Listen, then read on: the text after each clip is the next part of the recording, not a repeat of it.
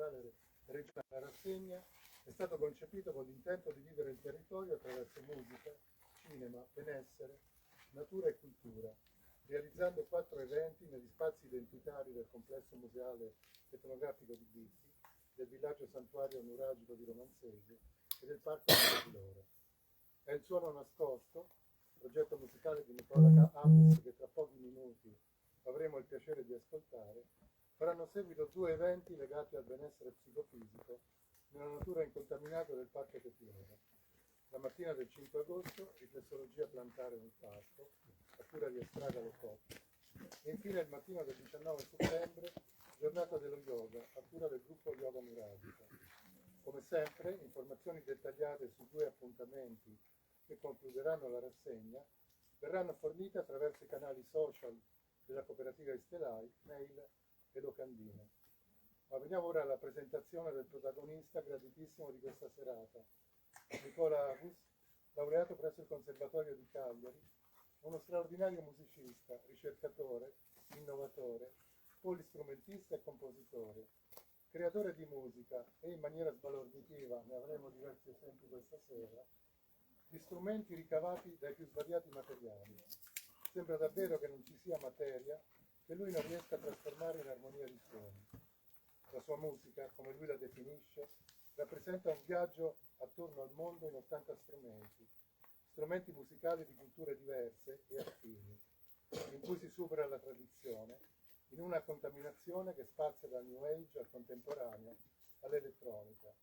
Ha composto colonne sonore per documentari per la RAI e spot per TV locali, collaborazioni per il teatro, ed è stato il protagonista di una serie infinita di esibizioni e concerti. Con Nicola ci siamo messaggiati più volte nel corso di questi anni. Lui aveva visitato Romanzese entrando immediatamente in profonda sintonia con le meravigliose atmosfere e suggestioni che questo sito straordinario riesce a trasmettere, e aveva manifestato allora e poi a più riprese il desiderio di suonare in questo luogo. Nel frattempo, ascoltando alcuni dei suoi brani, avevamo immediatamente compreso che la sua musica, così coinvolgente, evocativa e spirituale, avrebbe rappresentato un connubio perfetto con l'essenza, l'anima, per così dire il genius loci di Romanzese. Questo sogno comune di un suo concerto a Romanzese, dopo una lunga attesa, ha finalmente potuto realizzarsi grazie al contributo del Parco Petiora. Nicola ha composto qualcosa di davvero particolare dedicato a questo luogo magico, ma lasciamo che siano un po' le sue parole a descrivere mirabilmente l'esibizione di questa sera. Il suono nascosto nasce da una ricerca sonora dedicata agli elementi naturali. In questa occasione l'elemento centrale sarà l'acqua, vissuta dalle civiltà più antiche come fonte di vita, mezzo di purificazione e simbolo di sacralità. Attraverso la musica l'acqua diventerà un vero e proprio strumento sonoro, capace di accompagnare il pubblico in una dimensione nuova, fatta di fluidità, vibrazioni e suggestioni profonde. Nel luogo sacro di Romanzese, dove l'acqua era venerata e assumeva un ruolo fondamentale nei rituali antichi, il progetto intende restituire nuova vita a questo elemento, trasformandolo in un'esperienza musicale e spirituale, un viaggio sonoro nella sacralità dell'acqua. Grazie per la pazienza e ottimo ascolto a tutti.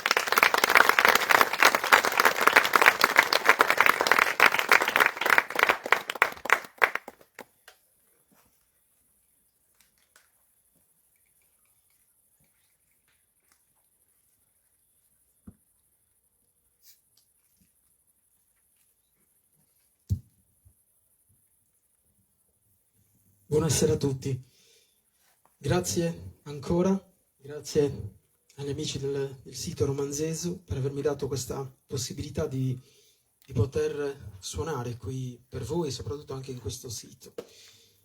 Iniziamo subito con l'elemento principale che è l'acqua che viene venerata in tutte le culture e soprattutto qui in Sardegna ne abbiamo tanta testimonianza di tanti pozzi sacri, ma questo, diciamo, del Romanzesu è un unicum e ci troviamo proprio all'interno della piscina, poi in fondo c'è proprio l'acqua.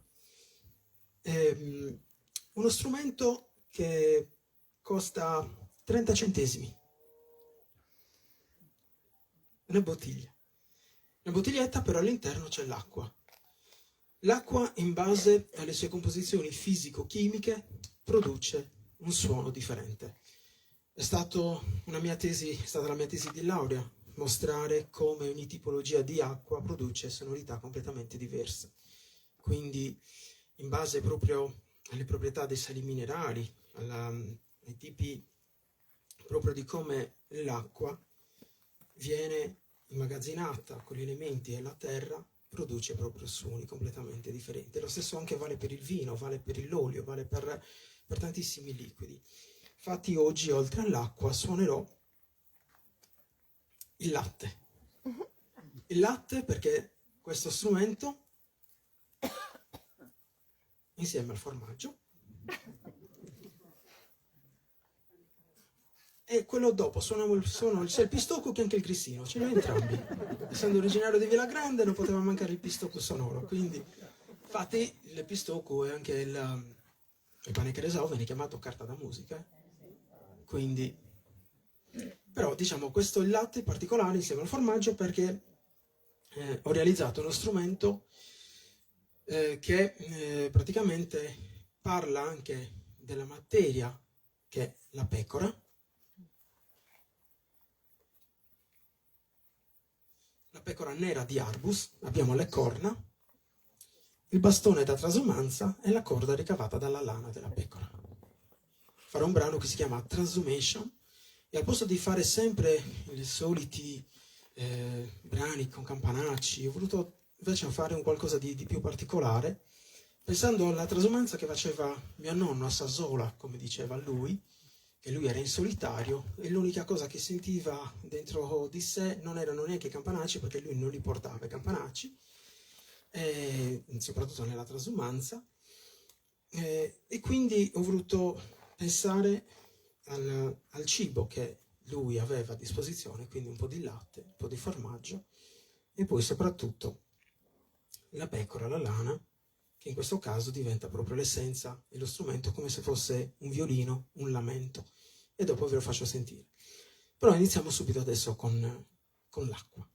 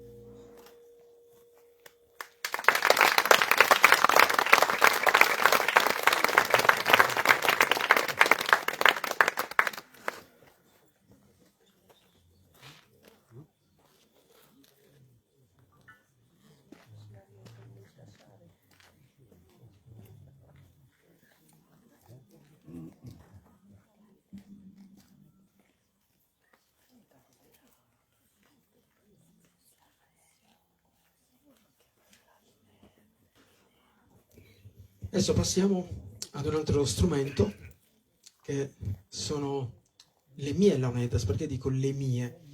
Perché da bambino ho imparato da solo a suonarle senza prendere in considerazione la tradizione.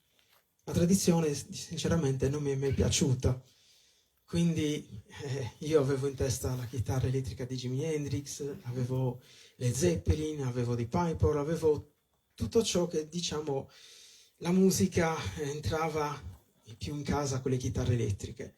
Però mi piaceva la sonorità dello strumento e quindi mi immaginavo un qualcosa di diverso. E da bambino già studiavo musica, provavo a interpretare quello che era la musica classica, quindi Bach, Beethoven, Schubert, con le launeddas. Però mi piaceva tanto anche il blues, il rock blues. Allora ho detto, va bene, cerchiamo di studiare. Avevo semplicemente dai 6 anni. Un giorno mi sentii un agente di spettacolo, da una cosa nasce cosa, si incomincia a viaggiare per la Sardegna già da bambino, conoscendo la Sardegna in tutti i suoi vari luoghi, dai più sperduti a quelli più vicini, nel senso che comunque sia, quando l'ARST ti lasciava in una fermata e non era ancora contemplato Google Maps, in certe località dove la domenica o il sabato era molto difficile andare, quindi spesso e volentieri, da bambino, i miei genitori non mi potevano accompagnare, quindi spesso e volentieri, a volte anche qualche tragitto a piedi me lo sono fatto con lo strumento. Però è stata una bellissima esperienza, mi ha fatto conoscere davvero tanto questa bellissima terra che con amore e odio per un artista la vive, perché logicamente siamo costretti a viaggiare molto più fuori per fare i concerti che a non invece poterne usufruire di più. Però l'ho sempre ammirata da un punto di vista, mi ha dato la forza di poter studiare, emanciparmi e poter portare sempre un qualcosa di diverso. Quindi vi faccio sentire le mie launeddas, il mio modo di vedere lo strumento con la mia musica, che è quella che cominciate già a sentire. Io sono compositore proprio di colonne sonore, che il mio mondo è New Age Colossal, quindi rientrano in un mondo un po' particolare, anche diciamo mistico. E adesso vi faccio sentire il mio strumento.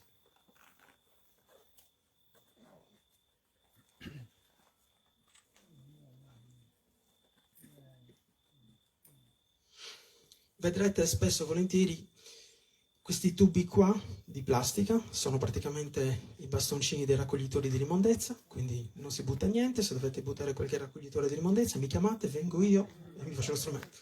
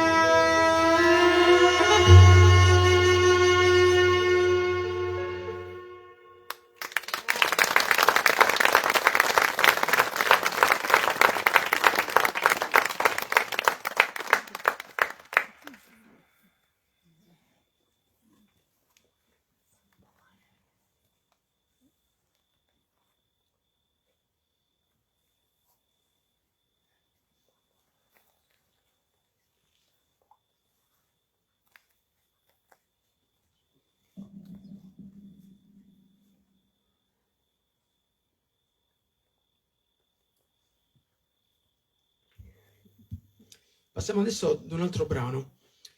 Un po' questo brano ci sono alcuni strumenti che fanno parte un po' anche della mia origine. Io sono per metà sardo, ma una mia bisnonna era nativa americana di Navajo. Sono partiti i miei avi e un mio bisnonno e dei suoi fratelli in America, 2 sono rimasti in Argentina, l'altro invece si è spostato verso il New Mexico, si è sposato con una nativa dei Navajo, però non volevano rimanere a vivere nelle riserve e sono rientrati in Sardegna.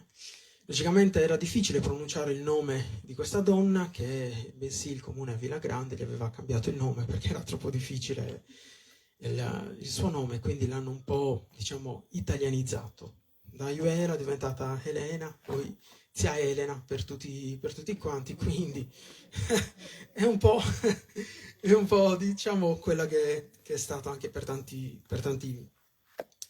nomi. Io, per dire, ho una parte della mia famiglia, dei parenti, di cui gli stessi fratelli finiscono il cognome con la U e l'altra metà con la O. E mio zio diceva, boh, imbriaco vi era custo quando vi era proposto.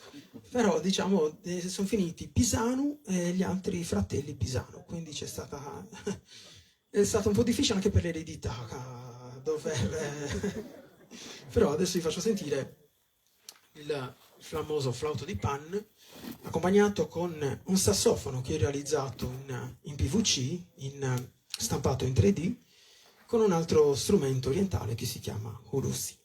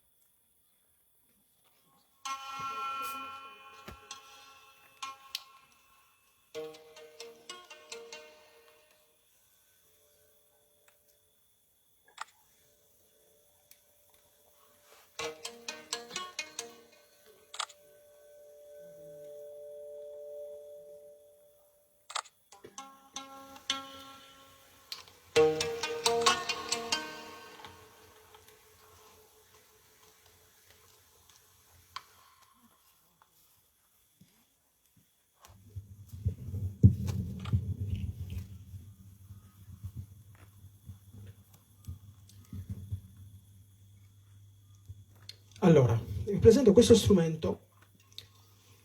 Questo strumento è sempre ricavato con i materiali di riciclo, però diciamo ha come elemento l'acqua. Queste sono tutte le tubature in PVC che fanno parte proprio dei nostri bagni, delle nostre cucine, eccetera.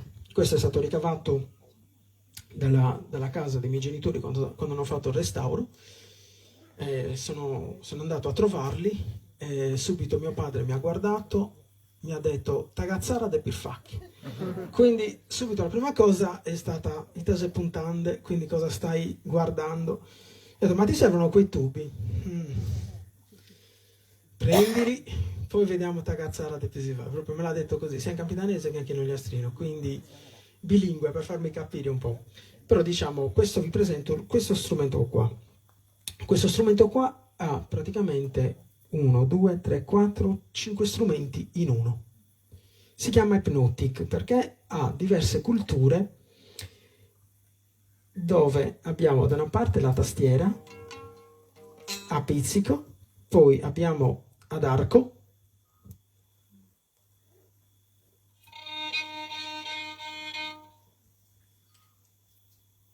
poi abbiamo il didgeridoo australiano,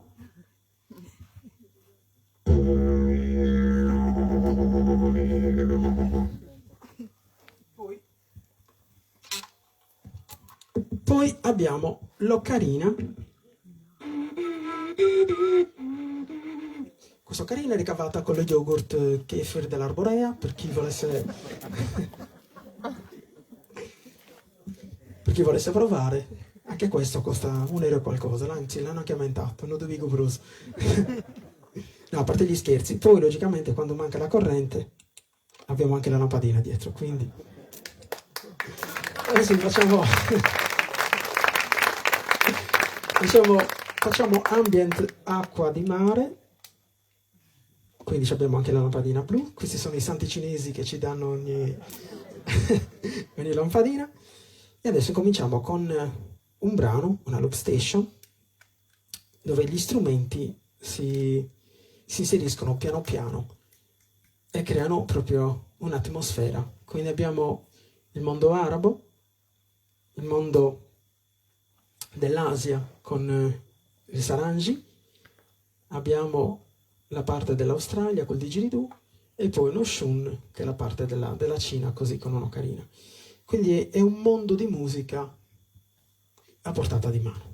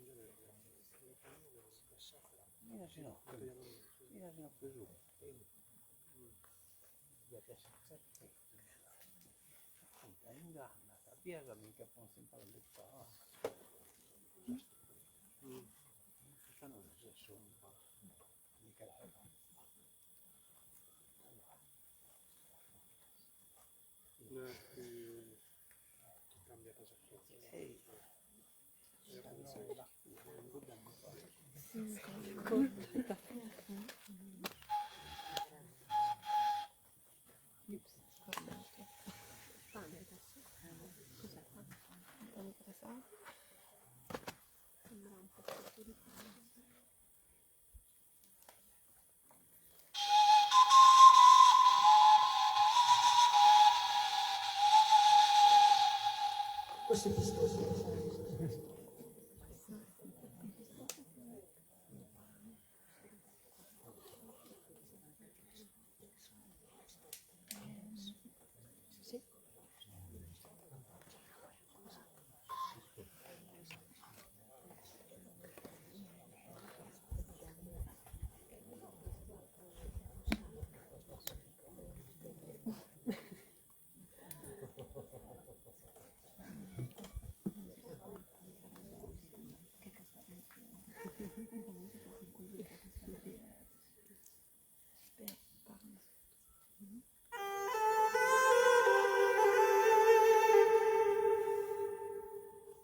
Questo è il grissino.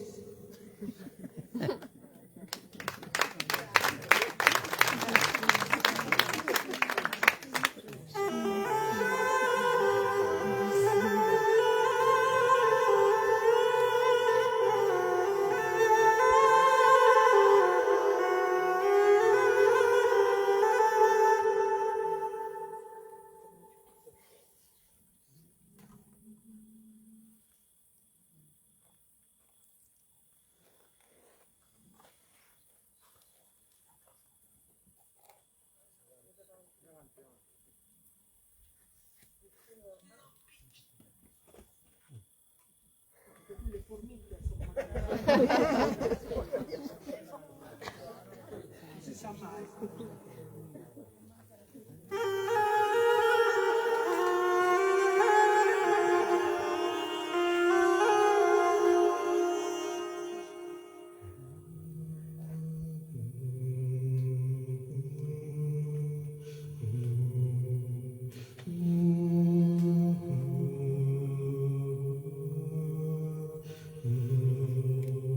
Mm-hmm.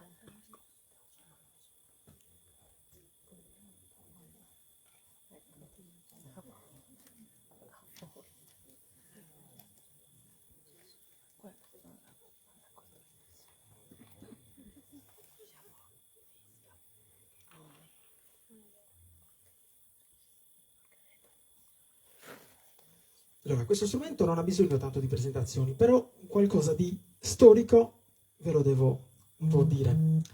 Questo è uno strumento che nasce a metà dell'Ottocento in Austria. Ecco, tra le prime invenzioni musicali moderne che l'Austria sfoggia. Quindi questo nasce in Austria, arriva in Italia intorno al 1840. Nel 1860-61 nasce la prima fabbrica di organetti in Italia da Paolo Soprani e Recanati nella zona dell'Umbria e nelle Marche, e piano piano all'inizio del 1900 arriva in Sardegna. Logicamente dal 1860 sino al 1900 la Sardegna non era consapevole proprio dell'esistenza dell'organetto, tranne che arrivò per la fiera campionaria come, diciamo, le nuove scoperte, le nuove invenzioni, però diciamo come strumento non attecchisce subito. Praticamente arriva intorno al 1910-12 che allora iniziano ad arrivare gli strumenti, perché proprio dal 1860 era possibile averli perché c'era la fabbrica in Italia con Paolo Soprani. Poi successivamente si ha proprio un modo vero e proprio di suonare a partire dal 1930 in poi. Quindi l'organetto inizia ad avere un repertorio proprio autoctono a partire dal 1930 in poi. Quindi stiamo parlando che quando viene considerato come strumento tradizionale un po' fa ridere, perché lo strumento non nasce per fare musica sarda, non nasce, gli austriaci non hanno pensato, mo facciamo questo per fare un ballottone. No, gli austriaci l'hanno fatto per essere uno strumento musicale che poi ogni cultura, quando è arrivato in ogni parte del mondo, ha preso le proprie, diciamo, i propri modi di suonare, i propri modi di... Solo che, ribadisco, a me la musica sarda non piaceva e quindi gli ho fatto un utilizzo a modo mio come strumento vero e proprio musicale, senza avere a che fare con appunto i balli.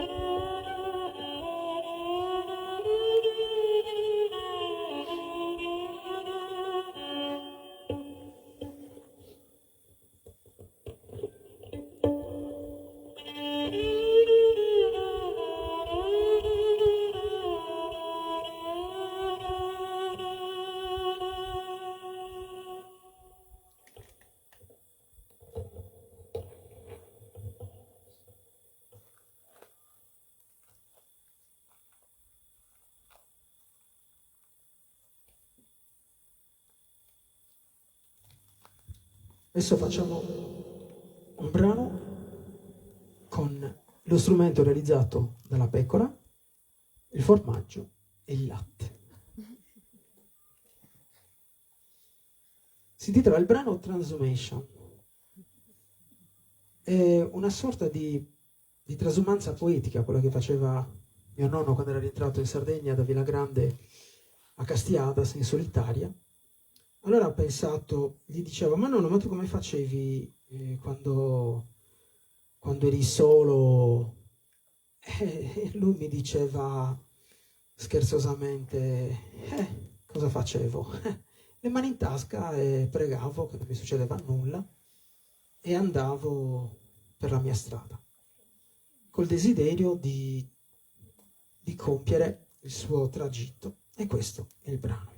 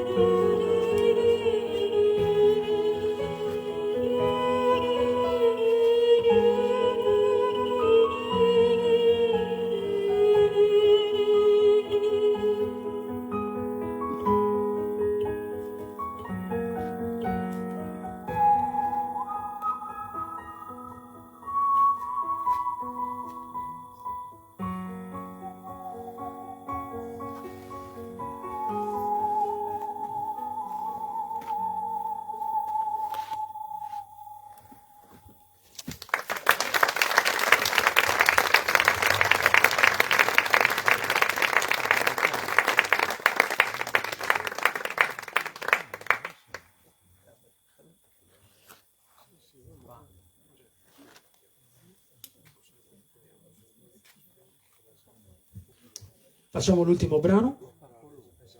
Grazie per avermi ascoltato e spero sia stato di vostro gradimento.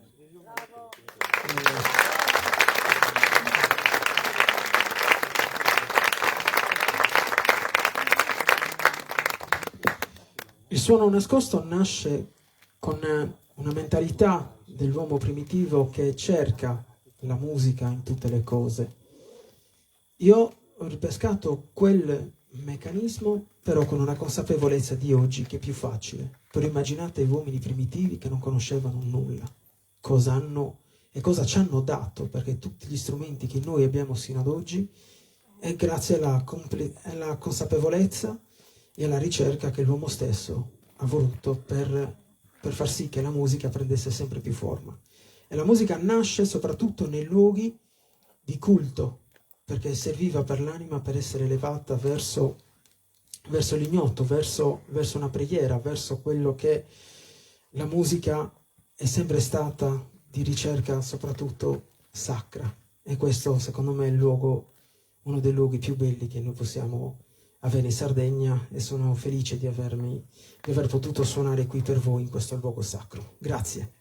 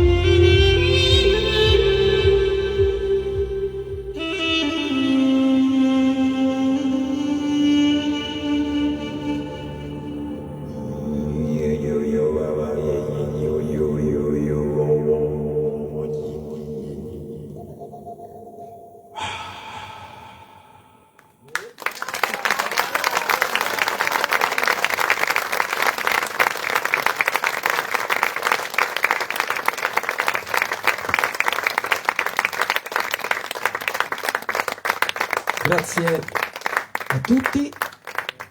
Magari se avete qualche domanda da farmi sugli strumenti potete farmela tranquillamente, così chiudiamo anche tutti insieme in bellezza. Ma poi il carasau lo mangi? No, quello lo suono e basta. Gli altri li mangio, questo... No, perché poi c'è anche Carasau e Carasau. Questo è della famiglia, il mio parente dei De Murtos, quindi questo suona bene. Però gli ho detto, guarda, se me ne fai un altro che non suona, non te lo mangio più. Per adesso suonano tutti, però questo qua in particolare, diciamo, è anche un po' trattato per non far sì che, diciamo, andasse un po' perduto, perché anche se rimane duro, però tra il trasporto, umidità e questo e quest'altro, diciamo, crea un po' di problemi. Però, diciamo, lo strumento, come prima di trattarlo, suona lo stesso. Infatti io ho detto, questo suona e lasciamocelo qua. Il pandeon che usa Astro Piazzolla e l'organetto, che differenza fa? Tutto, cambia tutto, sono due strumenti completamente differenti. In Argentina lo strumento, per dire, arriva il bandoneon in Argentina sempre a cavallo tra il 1800, perché è uno strumento, il bandoneon, che nasce in Germania. C'è un aneddoto un po' simpatico che Parigi veniva considerata la patria del tango in Europa. E tutti i migliori tanghero non rimanevano solo in Argentina, ma andavano a Parigi.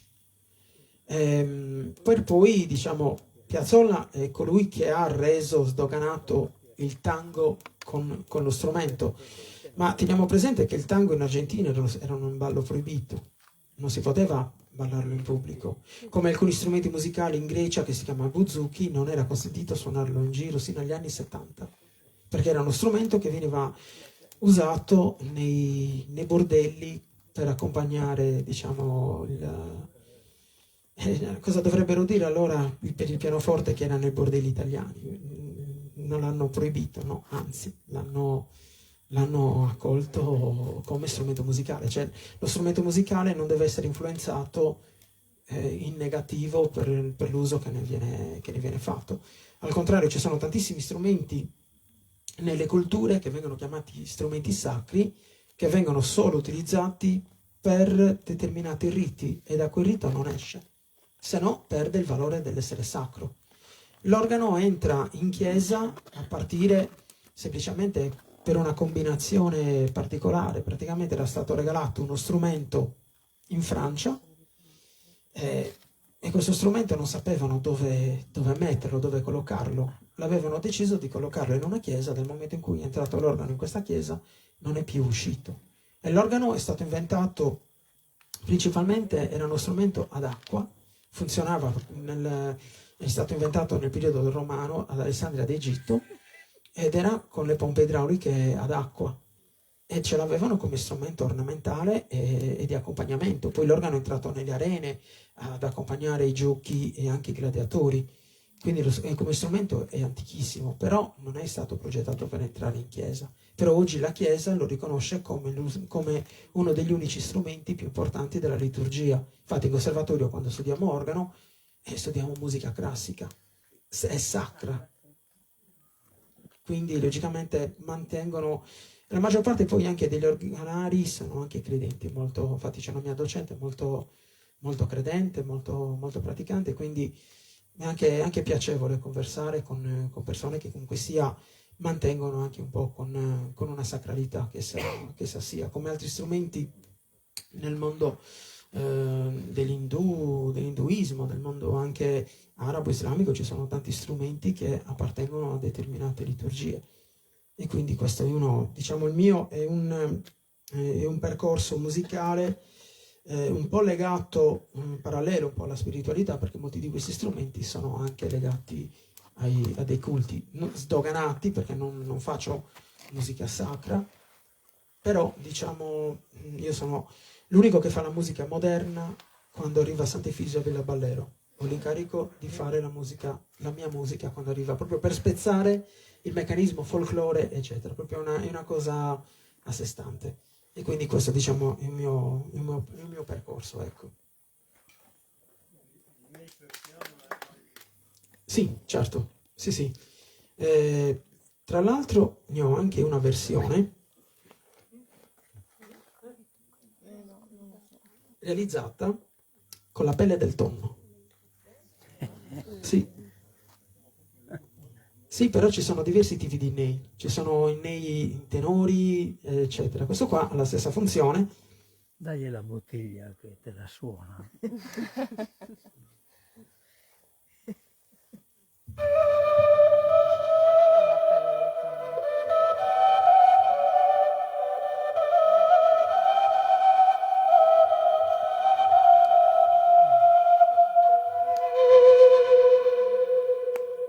E questo è il nei. Però c'è da dire una cosa, il nei non nasce in Persia, il nei è lo strumento che nasce in Egitto e ce l'abbiamo, li hanno ritrovati come flauti dritti nelle piramidi egiziane. Poi dal nei si è spostato tra la Persia, Turchia, poi è risalito sino alla Mongolia. Lo troviamo anche in Mongolia lo strumento nei, per poi con l'impero ottomano è risalito in Europa passando dalla Bulgaria, Romania e lo troviamo anche in Ungheria. Il nei che troviamo in Romania di origine persiana ottomana si chiama cavalli. Hanno cambiato il nome, però il principio è lo stesso. È un tubo forato senza bisogno di boccole eccetera, e l'inclinazione che si dà all'interno dello strumento parte il suono.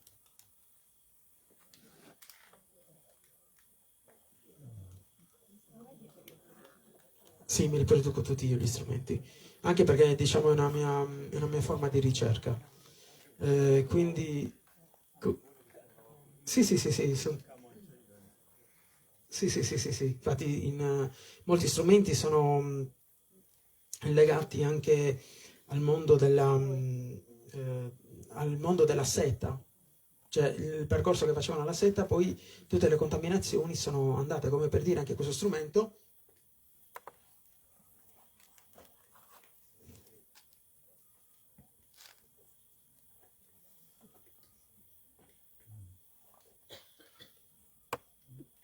Che si chiama duduk, non so se lo conosce.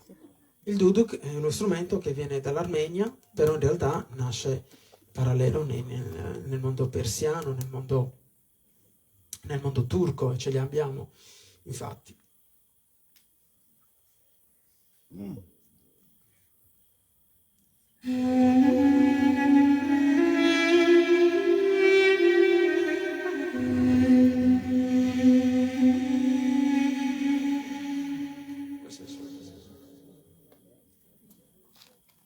Solo che in Turchia lo costruiscono con il legno in albicocca, questo invece è il manico della paletta dell'immondezza.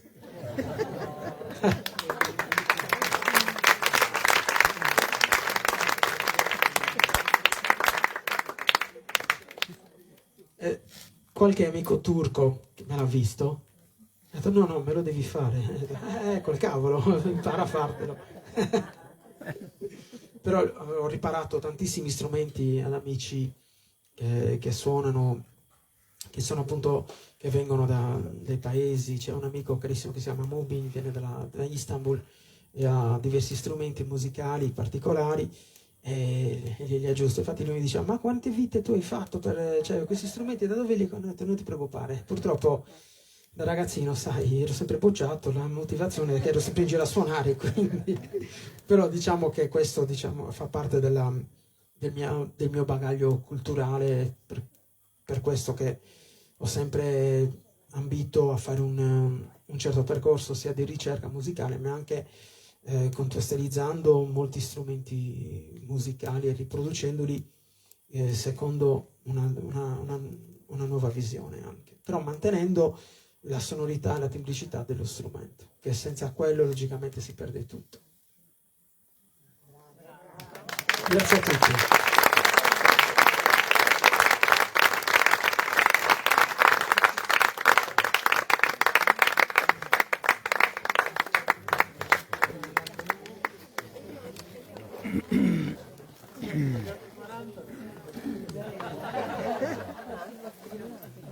Siccome ho visto che era già un po' tardi, ho detto di solito un concerto lo faccio durare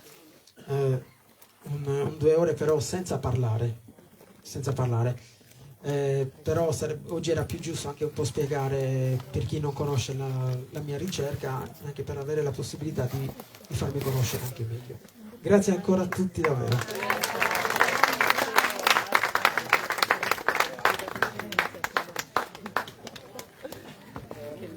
Scusate, per chi fosse interessato, volevamo invitarvi sabato prossimo, tra le 20:30 e le 21, a una conferenza archeologica di archeologia nuragica qui a Romanzese.